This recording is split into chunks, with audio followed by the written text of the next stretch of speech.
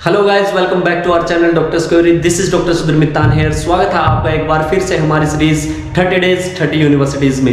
आज है डे 16 और आज हम बात करने वाले हैं 16 नंबर की university Yaroslav the Wise Novgorod State University, जो कि नोवगोरोड स्टेट यूनिवर्सिटी के नाम से भी जानी जाती है। ठीक है, यहाँ पे आप दोनों नामों में कंफ्यूज मत होना। यारोस्लाव है, एक यारोस्लाव के नाम से ही दूसरी यूनिवर्सिटी है यारोस्लाव स्टेट मेडिकल यूनिवर्सिटी, जो कि यारोस्लाव में है। ठीक है, एक ये यूनिवर्सिटी है जो Yaroslav the Wise Novgorod State University है, ये है वैली की नोवगोरोड में।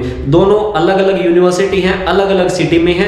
यारोस्लाव स्टेट मेडिकल यूनिवर्सिटी के बारे में ऑलरेडी आपको बता चुका हूं, लास्ट वीक हमने उसके बारे में सारा डिटेल एनालिसिस आपको बताया था। आज हम बात करने वाले हैं नोवगोरोड स्टेट यूनिवर्सिटी के बारे में। ठीक है, इस वीडियो में हम बात करेंगे एस्टेब्लिशमेंट के बारे में, डिस्टेंस कितना रहेगा मॉस्को से, इजी एक्सेसिबल रूट आपका क्या रहने वाला है, क्लाइमेटिक कंडीशन वहां पे क्या रहेंगी, रिकॉग्निशन उसका कहां से, मीडियम ऑफ इंस्ट्रक्शन वहां पे कैसा है, एजुकेशन क्वालिटी कैसी है, क्लिनिकल एक्सपोजर वहां पे आपको कैसा मिलेगा, एडवांटेजेस क्या रहेंगे, डिसएडवांटेजेस क्या रहेंगे, आपका टोटल बजट कितना रहेगा, इंडियन मेस अवेलेबल है कि नहीं है, वो सारी चीजें बात करेंगे। और लास्ट में मैं आपको अपना ओपिनियन बताऊंगा कि आपको ये यूनिवर्सिटी चूज करनी चाहिए या नहीं करनी चाहिए। ठीक है, तो चलिए आज इस यूनिवर्सिटी के बारे में शुरू करते हैं।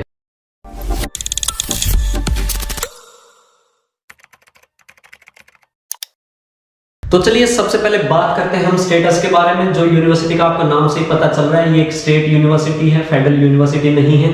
ठीक है, एस्टेब्लिशमेंट के बारे में अगर हम बात करें तो 1993 में यूनिवर्सिटी का एस्टेब्लिश हुआ था, यानी कि नई यूनिवर्सिटी है। ठीक है, वीडियो स्टार्ट करने से पहले मैं आपको बता देता हूं कि जैसे अगर मैं टिक लगा रहा हूं तो इसका मतलब ओके है, अगर मैं क्रॉस लगा रहा हूं तो वहां पे मेरी रिकमेंडेशन नहीं है। ठीक है, ये मार्किंग सिस्टम हम करते हुए चलेंगे। सिटी की अगर बात करें, यारोस्लाव से कंफ्यूज मत हो जाना, जो the Wise Novgorod State University है ये वैली की नोवगोरोड में है। ठीक है, वैली की नोवगोरोड। अगर इसका आप देखेंगे डिस्टेंस की अगर हम बात करें तो मॉस्को से जो इसका डिस्टेंस रहने वाला है लगभग 570 किलोमीटर है, और ये यूनिवर्सिटी सेंट पीटर्सबर्ग के पास में भी पड़ती है। अगर सेंट पीटर्सबर्ग से इसका डिस्टेंस देखेंगे तो लगभग 190 किलोमीटर आपका यहाँ पे डिस्टेंस रहेगा। इजी एक्सेसिबल रूट की बात करें तो आपका जो इजी रहेगा वो दिल्ली टू मॉस्को, और मॉस्को से सीधा वैली की नोवगोरोड आप बाय फ्लाइट आप जा सकते हैं, बाय ट्रेन भी जा सकते हैं, बट फ्लाइट वाला ही ज्यादा कंफर्टेबल है। या फिर दिल्ली टू सेंट पीटर्सबर्ग आप फ्लाइट लीजिए और सेंट पीटर्सबर्ग से आप वैली की नोवगोरोड बाय बस जा सकते हैं, बट वो वाला रूट थोड़ा कॉस्टली आपको पड़ जाएगा। ठीक है, क्लाइमेटिक कंडीशन की बात करें तो यहाँ पे विंटर्स में जो टेम्परेचर होता है -20 टू -30 डिग्री तक का टेम्परेचर यहाँ पे जाता है, यानी कि हार्श विंटर होती है, बट इतना बड़ा इशू नहीं होता है क्योंकि वहाँ पे सेंट्रलाइज्ड हीटर वगैरह सब आपको मिलते हैं। ठीक है, इस पॉइंट पे देखें तो मैं यहाँ पे क्रॉस लगाऊंगा, न्यूली यूनिवर्सिटी यहाँ पे देखें तो चलो ठीक है, डिस्टेंस ठीक है, वेदर का तो आपको पता ही है हर एक जगह सेम रहता है। रिकॉग्निशन की अगर हम बात करें, WHO से आपकी यूनिवर्सिटी रिकॉग्नाइज्ड है, NMC से भी रिकॉग्नाइज्ड है। ठीक है, ऑल ओवर वर्ल्ड में अगर आप कहीं भी जाते हैं यहाँ से ग्रेजुएट होकर आपकी डिग्री ऑल ओवर वर्ल्ड में एक्सेप्टेबल होगी।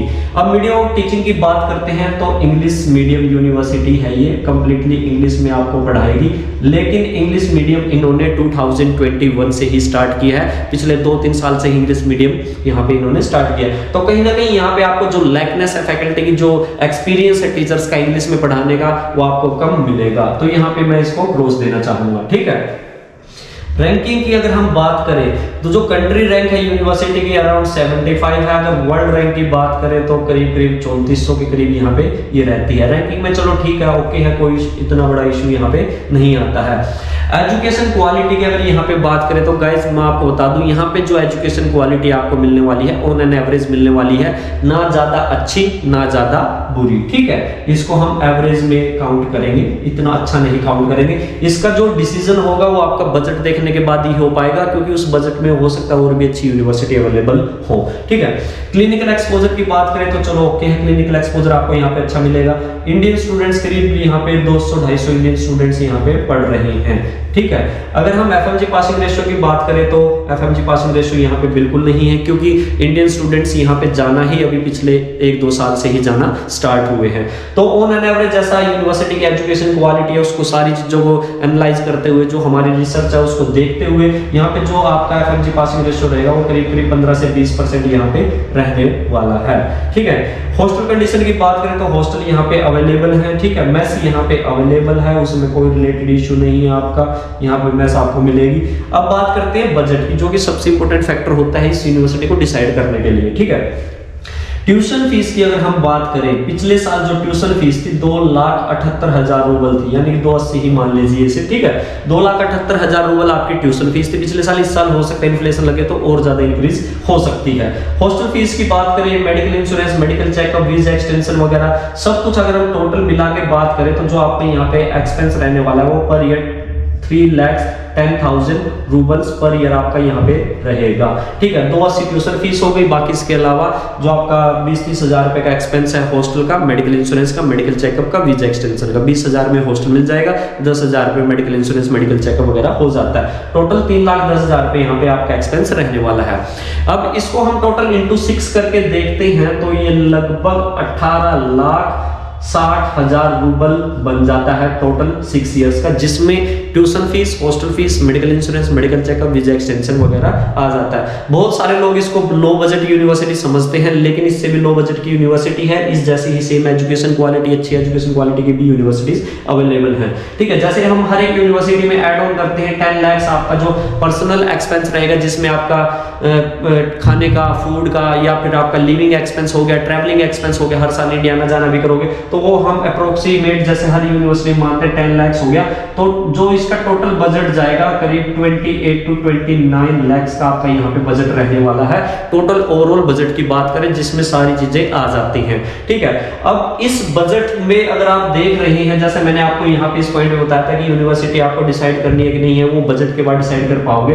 तो गाइस इस बजट में ना आपको ज्यादा बेटर यूनिवर्सिटीज अवेलेबल हैं, ठीक है। अगर आप बेटर यूनिवर्सिटीज में जाते हैं, प्रीमियर फेडरल आपको मिल जाएगी सेम बजट में 28 से 30 लाख के बजट में, इमैनुअल कांत आपको मिल जाएगी जो कि इससे ज्यादा बेटर यूनिवर्सिटी है 28 से 30 लाख के बजट में, ठीक है। क्योंकि यार एक चीज आप देखिए, अगर मान लो आपको कहीं पैसे से प्रॉफिट हो रहा तो फिर आप इस यूनिवर्सिटी को चूज कर सकते हो। मान लो इस यूनिवर्सिटी की फीस होती 14-15 लाख होती तो मैं आपको रिकमेंड करता कि यार चलो ठीक है इस यूनिवर्सिटी को आप डिसाइड कर सकते हो। मतलब टोटल ओवरऑल बजट अगर 24-25 लाख होता तो फिर मैं आपको रिकमेंड करता कि ठीक है भाई इस यूनिवर्सिटी को आप चूज कर सकते हो। बट यहाँ पे बजट ज्यादा है तो उस बजट में तो आप 5 लाख रुपए भी एक्स्ट्रा लगा रहे हो, फिर आपको यूनिवर्सिटी भी उस लेवल की नहीं मिल रही है। जब अगर आप 5 लाख रुपए एक्स्ट्रा लगाने ही आपको 30 लाख रुपए खर्च करना है तो फिर आप इनमें जाइए ना, जो one of the best university मानी जाती है। हर एक चीज में रैंकिंग इससे बेटर है, एजुकेशन क्वालिटी में इससे बेटर है, एफएमजी पासिंग रेशियो में इससे बेटर है, हर एक चीज में इससे ज्यादा बेटर यूनिवर्सिटी रहेगी, ठीक है। या फिर आप लो बजट कम करके अगर इसी लेवल की यूनिवर्सिटी चाहिए तो फिर आप कवर्दिनो ले लीजिए या कैमब्रिज ले लीजिए, ठीक है। ये इससे कम बजट की यूनिवर्सिटी से फिर इनको ले लीजिए। तो आप 5 लाख रुपए कम करके अपना इस यूनिवर्सिटीज को ले सकते हो, या फिर अपना सेम बजट में लेना चाहते हैं तो फिर आपको ये वन ऑफ द बेस्ट चीज मिल रही है तो फिर आप क्यों जा रहे हो दूसरी चीज की तरफ, ठीक है। ये चीज अपना थोड़ा सोच समझ के इस चीज पे आप विचार करके कंपेयर करके सारी चीजों आराम से इस चीज पे डिसीजन लेना। अब बात करते हैं एडवांटेजेस और डिसएडवांटेजेस के बारे में। एडवांटेज का बात करें तो यहाँ पे डिस्टेंस का आ जाता है, चलो अच्छी मतलब नजदीक है, पास में है, ठीक है। रिकॉग्निशन ऑल ओवर वर्ल्ड में है, इंग्लिश मीडियम में यहाँ पे कोई एडवांटेज नहीं मिलता आपको। रैंकिंग चलो ठीक है, कंट्री रैंक 75 है, लेकिन बजट के हिसाब से अगर आप देखेंगे तो बहुत बुरी है। बजट के हिसाब से अच्छी रैंकिंग नहीं है ये, क्योंकि इस बजट में तो और ज्यादा अच्छी रैंकिंग की यूनिवर्सिटीज आपके पास अवेलेबल है, ठीक है। बाकी इसके अलावा मैसी यहाँ पे अवेलेबल है, ये आपके एडवांटेज हो जाते हैं। डिसएडवांटेजेस में बात करें, न्यूली यूनिवर्सिटी है इसलिए ये डिसएडवांटेज आ जाता है, ठीक है। इसके अलावा इंग्लिश जो फैकल्टी है इन्होंने अभी स्टार्ट किया है इंग्लिश मीडियम में पढ़ाना, ये भी डिसएडवांटेज आ जाता है। एजुकेशन क्वालिटी इतनी अच्छी नहीं है, ठीक है। क्लिनिकल एक्सपोजर चलो ओके है, एफएमजी पासिंग रेशियो तो अभी पता ही नहीं हमें, तो ये भी डिसएडवांटेज ही है यहाँ पे, ठीक है। और बजट है तो भाई इतना बजट में तो फिर आपको बेस्ट चीज मिल रही है, ठीक है। ये एडवांटेज और डिसएडवांटेज मैंने आपको इसको बता दिए। आप इन चीजों को ना हर एक तरीके से कंपेयर कीजिए, कंपेयर करके अपना एक डिसीजन लीजिए। एक चार्ट बनाइए, 4-5 यूनिवर्सिटीज इस बजट के जो बजट में आती है उन यूनिवर्सिटीज को लिखिए और उनके सारे पॉइंट्स को लिखिए और फिर कंपेयर कीजिए। आपको खुद पता चल जाएगा कि आपको कौन सी यूनिवर्सिटी में एडमिशन लेना है, ठीक है। उसमें आपको मेरी जरूरत नहीं पड़ेगी यूनिवर्सिटी चूज करने के लिए, ठीक है। यहाँ पे मेरा कंक्लूजन जो आता है इस यूनिवर्सिटी में नॉट रिकमेंडेड में आता है, मतलब रिकमेंडेड में आ सकता है, मॉडरेट रिकमेंडेड में आप इसको कह सकते हो, लो रिकमेंडेड में कह सकते हो इसको, क्योंकि रीजन इसके पीछे ये है कि ठीक है यूनिवर्सिटी का सिस्टम थोड़ा ठीक है, लेकिन बजट के हिसाब से अगर हम देखेंगे तो फिर ये लो रिकमेंडेड में आती है, क्योंकि इससे ज्यादा बेटर यूनिवर्सिटीज अवेलेबल हैं इस बजट में। यही मेरा ओपिनियन है इस यूनिवर्सिटी के बारे में। बाकी आप सारा कंपेयर कीजिए, सोच समझ के अपना डिसीजन लीजिए, लेकिन फिर भी अगर आपको इस यूनिवर्सिटी में एडमिशन लेना है हम आपका एडमिशन करवा देंगे। हमारी टीम वहां पे अवेलेबल है, जो भी आपको सर्विसेज वगैरह चाहिए वो सारी आपको मिल जाएंगे। उसके लिए आप मुझसे कांटेक्ट कर सकते हो, मेरा कांटेक्ट नंबर आपको डिस्क्रिप्शन बॉक्स में मिल जाएगा। सो गाइस, इस वीडियो में इतना ही, मिलते हैं आपको नेक्स्ट वीडियो में। सी यू टुमारो।